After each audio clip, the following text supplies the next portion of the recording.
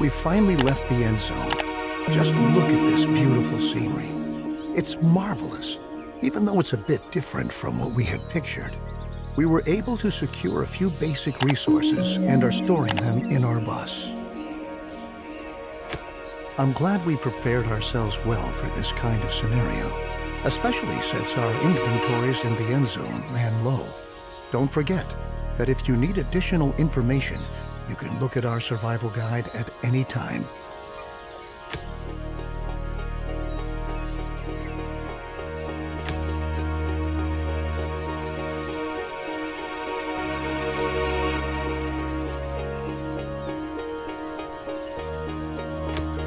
Well done. Everything you need to know should be right here.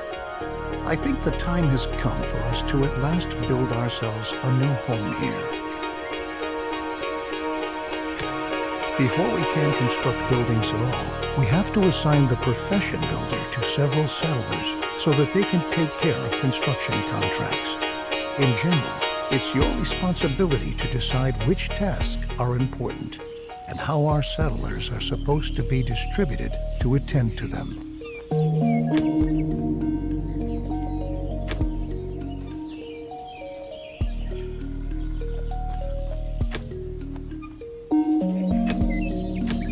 All right, your builders will be ready as soon as construction contracts have been issued. It's time to start focusing on our key and most basic need, water. The first thing we ought to do is to establish a working water supply. So we'll move on to our first construction contract. Place and build a jetty by a lake in the vicinity of your town center.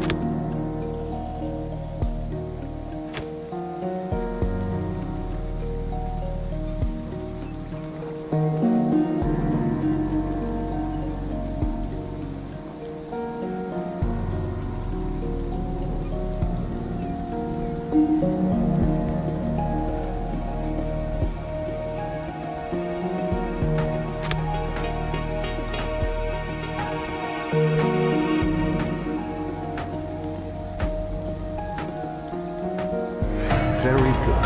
The jetty was completed as planned. Now we have a place where we can collect water. There are other possibilities to gather water too, but the jetty is the simplest and most cost-effective method. We can obtain and store water from different sources, like a jetty, rain collector, or well in the cistern. The cistern should always be in close proximity to a water source, so that our water carriers don't have to walk too far.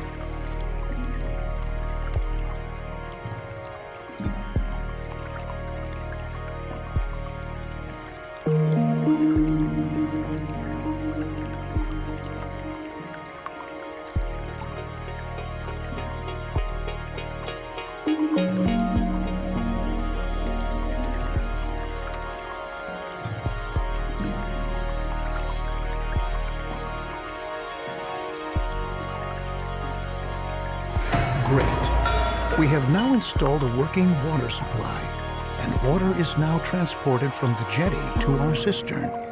Consider hiring more water carriers if you don't have enough settlers available.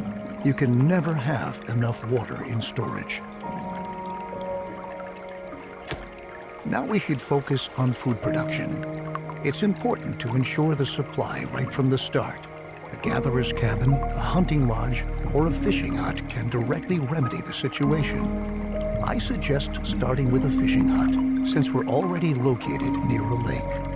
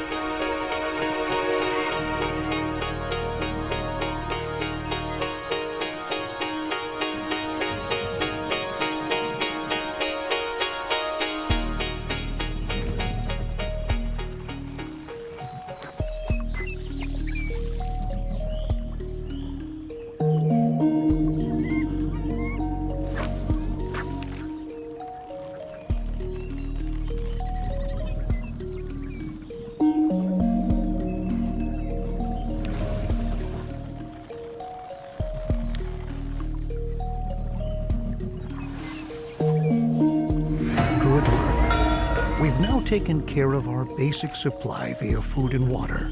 Make sure that you have enough food and water on hand at all times, especially if you want to upgrade your settlement. A population that grows too fast can quickly unbalance your food and water supply, bringing major difficulties for you if you don't watch out. Crops are another excellent way of getting food because they constantly grow as long as the soil is moist enough. Each seed has different yields and growing times. This means that it could take some time until your field is ready to be harvested, in contrast to your fishing hut, where production can be right away.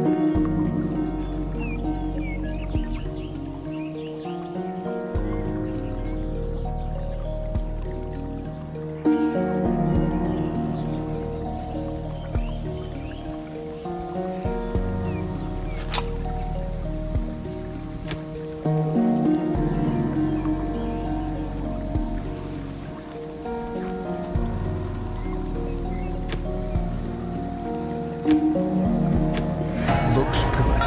Remember that we need the widest variety of food sources to stay healthy. You should also plan ahead for drought periods that might come when it's not going to rain. Stock up on food and adapt your production to avoid bottlenecks. I'll show you a few more strategies later on. At the beginning, we don't have much scrap wood or other resources. We could build a production building, but to obtain resources as fast as possible, it's best that we start gathering right away. Assign a Gather All Resources task. All the settlers who haven't been assigned any profession by you are going to accept these kinds of tasks. In addition, settlers distribute resources within your settlement.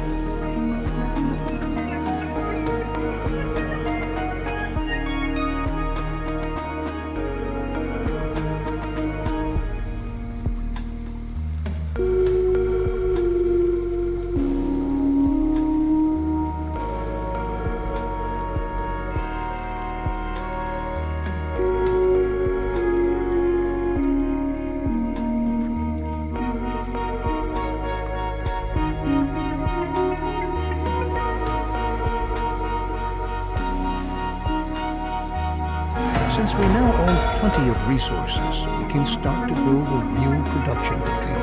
Then you don't have to always make efforts by hand that collecting is taking place. Production buildings are not only easier to manage, they're also distinctly more effective than simple tasks. Don't place production buildings too far away from your settlement. You'll be able to change their working area at any time later on. Right on. The best thing for us to do now is to build a forester's lodge to automate our supply of wood and make it more effective at the same time. Foresters are not only able to chop down trees, they reforest areas with trees as well.